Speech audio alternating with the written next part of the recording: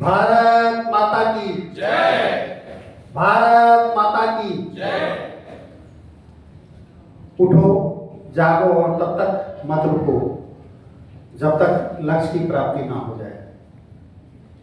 स्वामी विवेकानंद जी का यह संदेश केवल व्यक्तिगत सफलता का मंत्र नहीं, बल्कि विकसित भारत के निर्माण का मार्गदर्शक भी है।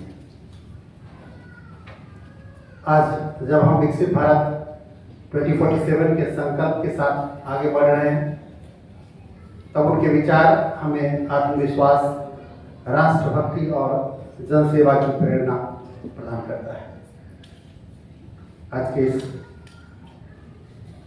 युवक फाउंडेशन द्वारा आयोजित इस प्रतिष्ठित कार्यक्रम में हम सबों के बीच मंचासीन हैं परमादरणीय सुरेश जैन साहब, नेशनल ऑर्गेनाइजिंग सेक्रेटरी भारत विकास परिषद, और विभिन्न दायित्व पर रहते हुए इन्होंने संघ के विभिन्न आयाम में काम किया है।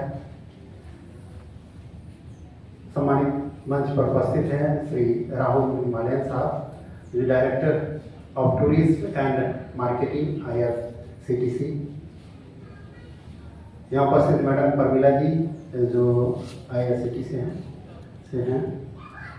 यहाँ उपस्थित हमारे लगभग 75% से एवं हमारे इन्फ्लुएंसर साथीगण, युवक फाउंडेशन के सभी साथीगण।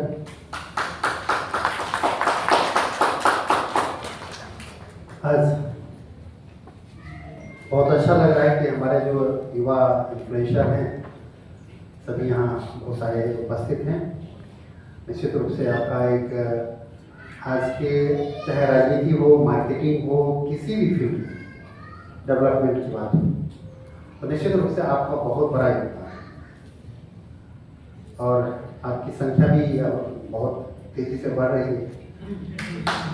देश में जो आंकड़ा है 2025-26 का जो आंकड़ा है, लगभग 4 मिलियन से ज़्यादा इन्फ्लुएंसर है, और इसमें 1 लाख प्रोफेशनल इन्फ्लुएंसर हैं जिनका मेन काम ही सिर्फ इस बेसिस है। साथियों, परमादरणीय प्रधानमंत्री श्री नरेंद्र मोदी जी के नेतृत्व में हम लोगों ने 12 वर्षों में भारत ने विकास की नई गाथा लिखी है। आज भारत केवल तेजी से बढ़ती अर्थव्यवस्था नहीं, बल्कि विश्व की सबसे तेजी से विकसित हो रहा लोकतंत्र है। आपको जानकर के बेहद खुशी होगी कि इन 12 वर्षों में भारत ने अलग अलग पैरामीटर, अलग अलग सेक्टर्स में कितने ग्रोथ किए।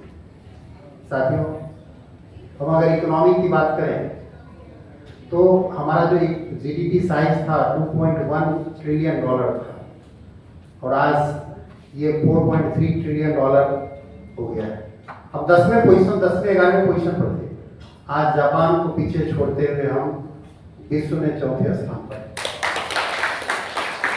अगर हम पर कैपिटा इनकम की बात करें तो मात्र हमारा जो पर कैपिटा इनकम 87,000 था, आज 1,97,000, 2.5 गुना बढ़ा है। मात्र 12 साल में 2.5 गुना बढ़ा।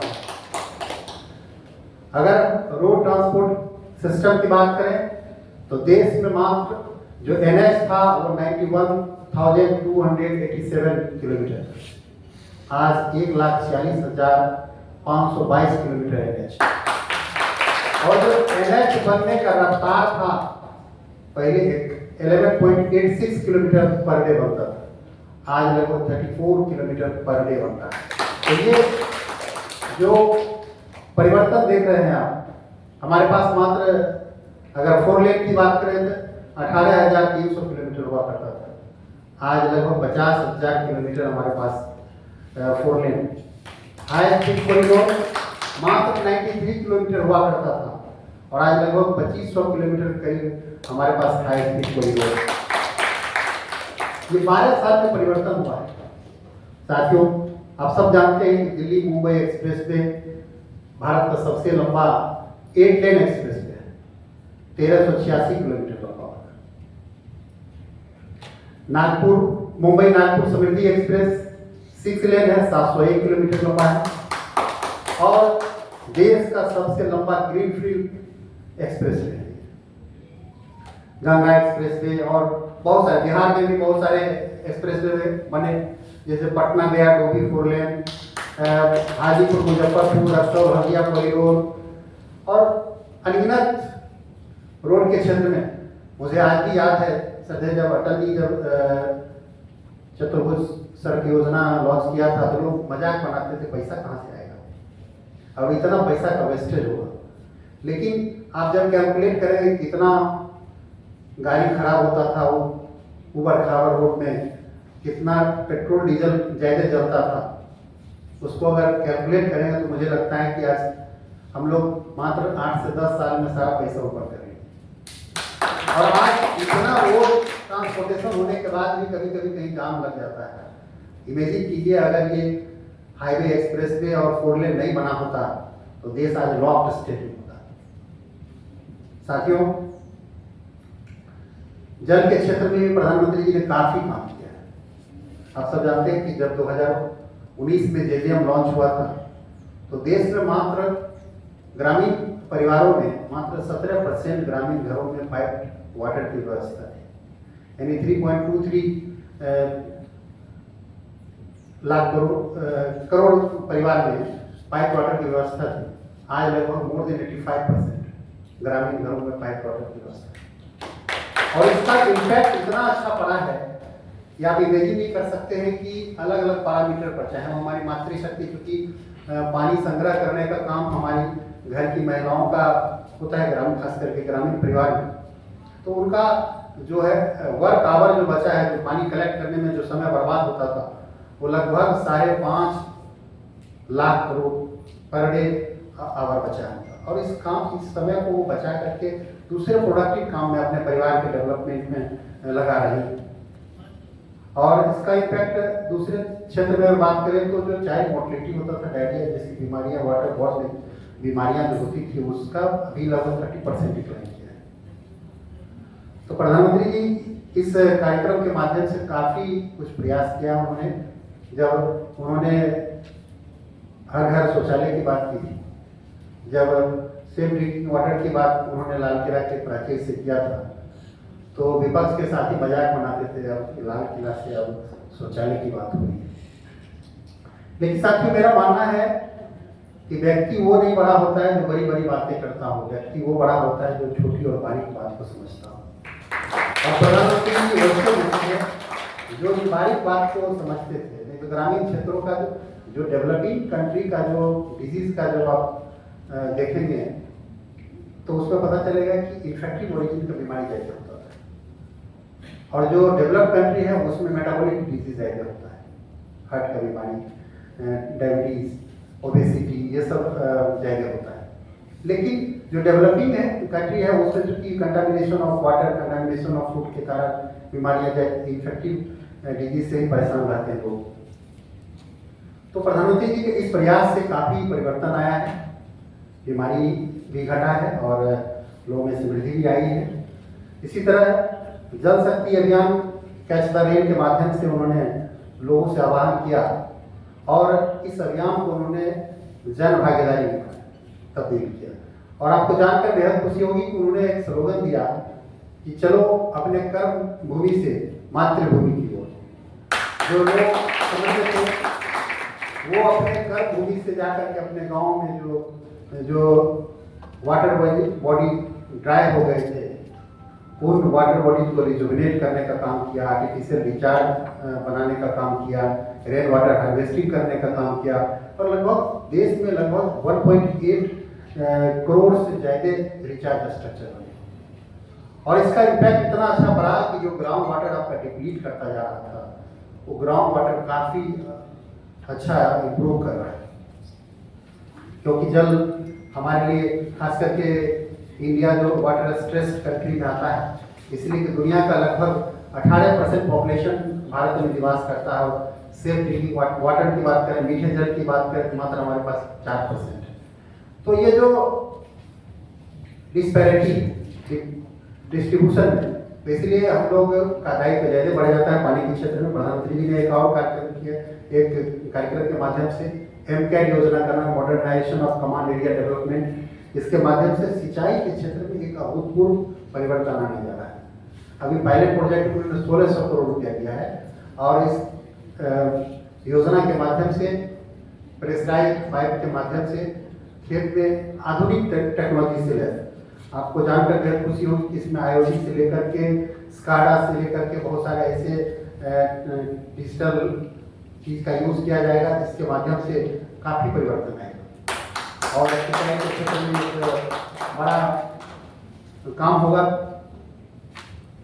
मित्रों, विकसित भारत का निर्माण केवल सरकार नहीं कर सकती, इसके लिए देश के युवाओं, महिलाओं, वैज्ञानिक, शिक्षक, उद्यमियों, किसानों और विशेष रूप से हमारे डिजिटल क्रिएटर, आप जैसे लोग की भूमिका अहम होने वाली है।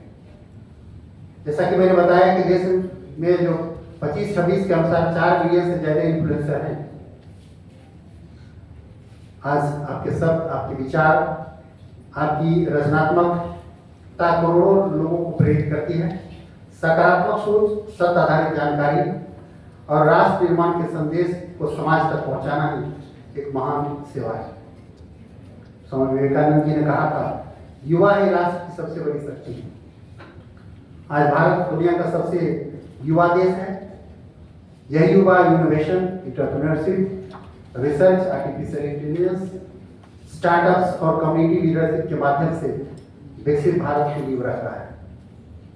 साथियों, आप सब जानते हैं कि जब तक, क्योंकि दुनिया के बहुत सारे कंट्री में जेरियाटिक पॉपुलेशन बढ़ रहा है, हमारे देश में युवा पॉपुलेशन है, तो आवश्यकता है कि उनको मोटिवेट करके अच्छा करने की। और प्रधानमंत्री जी तो लगातार हर क्षेत्र में बहुत सारे नदियों को जोड़ने का काम आप लोग भी बराबर चलाते हैं। देश में नदियों को जोड़ने का भी काम बहुत तेजी से चल रहा है।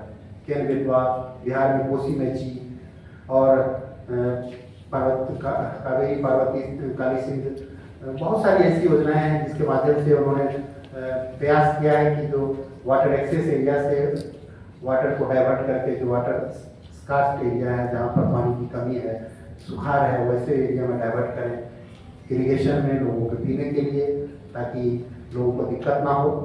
आप सब जानते हैं कि प्रधानमंत्री जी के प्रयास से लगभग 70 करोड़ से ज़्यादा लोगों को आयुष्मान भारत का लाभ मिला। तो दुनिया की सबसे बड़ी हेल्थ पॉलिसी और इसका इम्पैक्ट कितना पड़ा है, आज गरीब से गरीब आदमी भी जा करके बड़े अस्पताल में इलाज करा पाता है। इसी तरह से आपको जानकर के बेहद खुशी होगी कि देश में 70 साल में लगभग 74 एयरपोर्ट बने और वो प्रधानमंत्री जी 12 साल में 90 एयरपोर्ट जोड़ करके 164 एयरपोर्ट बने। प्रधानमंत्री ग्राम सड़क योजना 67 साल में बना 4 लाख किलोमीटर और प्रधानमंत्री जी ने 12 साल में बनाए 4.25 लाख और। तो क्या रफ्तार है, आप अंदाजा लगा सकते हैं। इसी तरह एजुकेशन में भी देश में 2014 में जब प्रधानमंत्री जी ने प्रधान सेवक का कार्यभार संभाला था, उस समय देश में IIT थे मात्र 16, 7 और जोड़ करके 23 हो गए। IIM थे 13, प्रधानमंत्री जी ने 12 साल में 8 और जोड़े, 21 हो गया। एम्स देश में मात्र 7 था, 16 नए एम्स बनाए गए इन 12 साल में और 23 एम्स हो गए। देश में मेडिकल कॉलेज की संख्या मात्र 387 और अभी लगभग 780 मेडिकल कॉलेज है। एमबीबीएस का फीस लगभग 53,000 के करीब, आज 1,30,000 एमबीबीएस डॉक्टर बनाने की स्थिति में। इसी तरह पीजी सीट भी, तो बहुत सारे क्षेत्र में काफी कुछ परिवर्तन हुआ है। साथियों, आप सब लगातार चलाते भी रहते हैं। आवश्यकता है कि हम सब मिलकर के जल संरक्षण करें, पर्यावरण की रक्षा करें, समाज के प्रति अपनी जिम्मेदारी निभाएं और विकसित भारत के 2047 का जो संकल्प है।